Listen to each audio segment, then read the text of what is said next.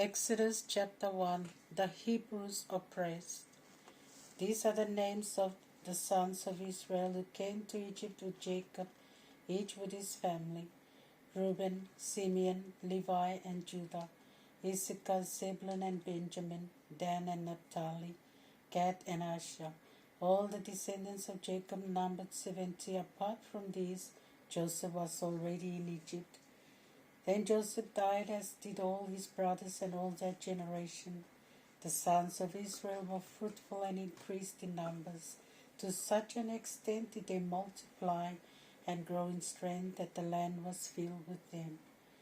Then a new king who had not known Joseph came to power and said to his people, "The Israelites are more numerous and stronger than we are. Let us deal shrewdly with them, lest they increase still more, and in case of war, side with our neighbors, fight against us, and escape from the land." So they set taskmasters over them to oppress them with forced labor. They built the storage towns of Pithom and Ramses. But the more they oppressed the Hebrews, the more they increased and spread, until the Egyptians began to dread the Israelites and became ruthless in making them work. They made life bitter for them with hard labor in bricks and mortar and with all kinds of work in the fields. In all their work the Egyptians treated them harshly. Then the king of Egypt gave orders to the Hebrew midwives. One of them was called Shipra and the other Puah, that when they attended Hebrew women who were on the birth stool and saw that it was a boy, they were to kill it. But if it was a girl, they were to let it live. But the midwives feared God and did not do as the king of Egypt commanded, and let the boys live. So the king called the midwives and said, "Why have you acted like that and let the boy live?" The midwives replied, "Because the Hebrew women are not like the Egyptian women. They are vigorous and give birth even before a midwife arrives." God blessed the midwives, and the people increased and became even more powerful. Because the midwives feared God, he made them mothers of families. Pharaoh then gave this order to all his people: "Every infant boy born to the Hebrews must be thrown into the Nile, but let every girl live." Exodus chapter 2. The birth and adoption of Moses. Now a man belonging to the clan of Levi married a woman of his own tribe. The woman became pregnant and gave birth to a boy, and seeing that he was a beautiful child, she kept him hidden for 3 months. As she could not conceal him any longer, she made a basket out of papyrus leaves and coated it with bitumen and pitch. She then laid the child in the basket and placed it among the reeds near the bank of the Nile. The sister of the child stood at a distance to see what would happen to him. Now the daughter of Pharaoh came down to bathe in the Nile. Her attendants were meanwhile walking along the bank. When she saw the basket among the reeds, she sent her maidservants to fetch it. She opened the basket and saw the child, a boy, and he was crying. She felt sorry for him and said, "This is one of the Hebrew children." Then the sister of the child said to Pharaoh's daughter, "Shall I go and get one of the Hebrew women to nurse the baby for you?" Pharaoh's daughter said to her, "Go." The girl went away and called the mother of the child.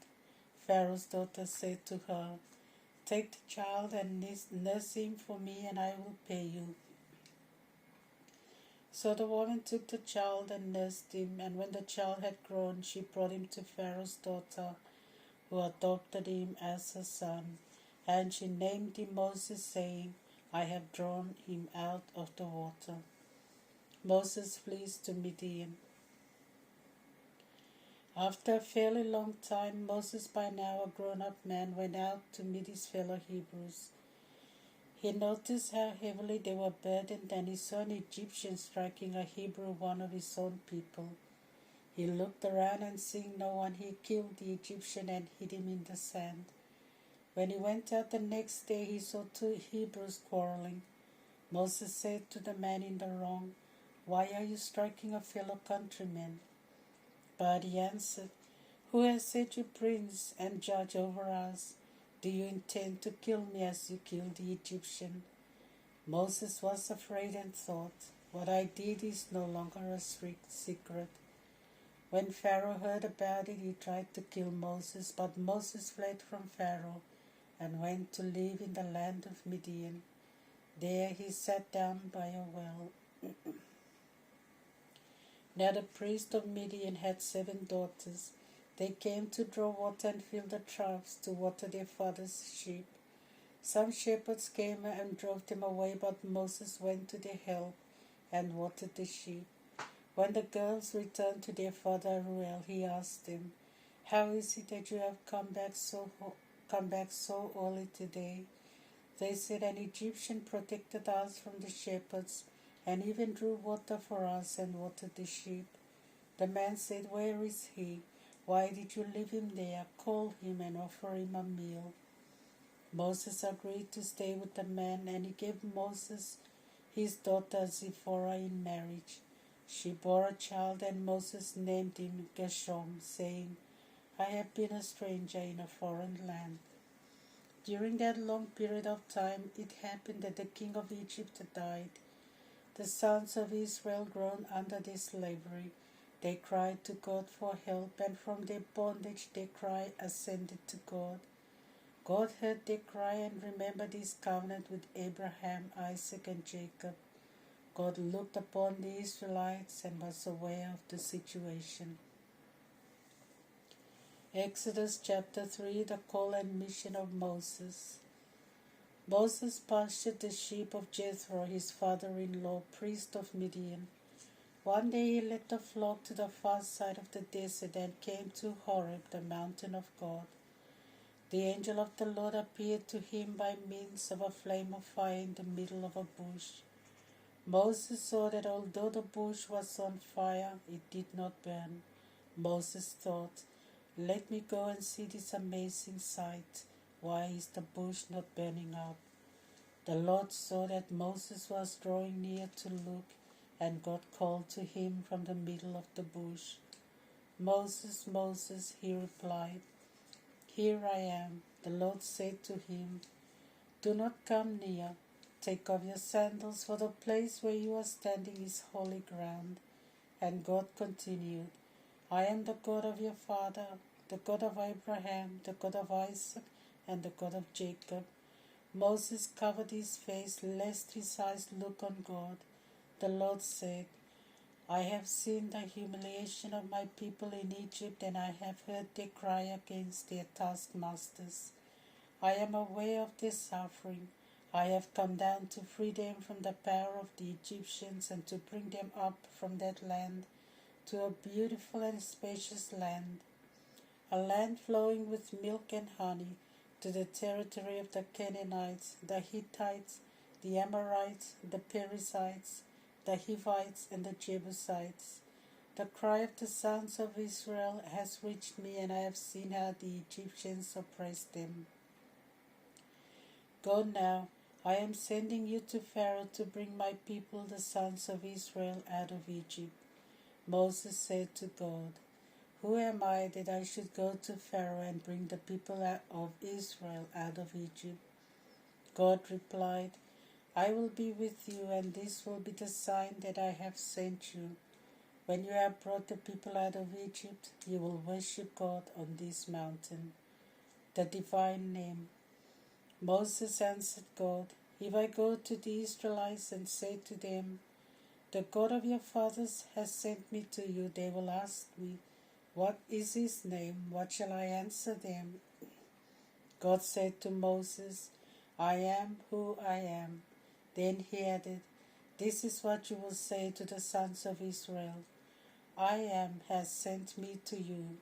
God then said to Moses, "You will say to the Israelites, 'The Lord, the God of your fathers, the God of Abraham, the God of Isaac, and the God of Jacob, has sent me to you.'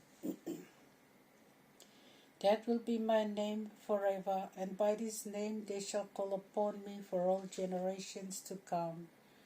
Go, call together the elders of Israel and say to them, 'The Lord, the God of your fathers, the God of Abraham, the God of Isaac, and the God of Jacob, has appeared to me and said, I have seen and taken account of how the Egyptians have treated you, and I mean to bring you out of all this oppression in Egypt and take you to the land of the Canaanites, the Hittites, the Amorites, the Perizzites, the Hivites, and the Jebusites, to a land flowing with milk and honey.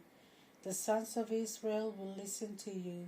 You and the elders of Israel shall go to the palace of the king of Egypt and say to him, The Lord, the God of the Hebrews, has met with us. Now let us go on a 3 days' journey into the wilderness to sacrifice to the Lord our God.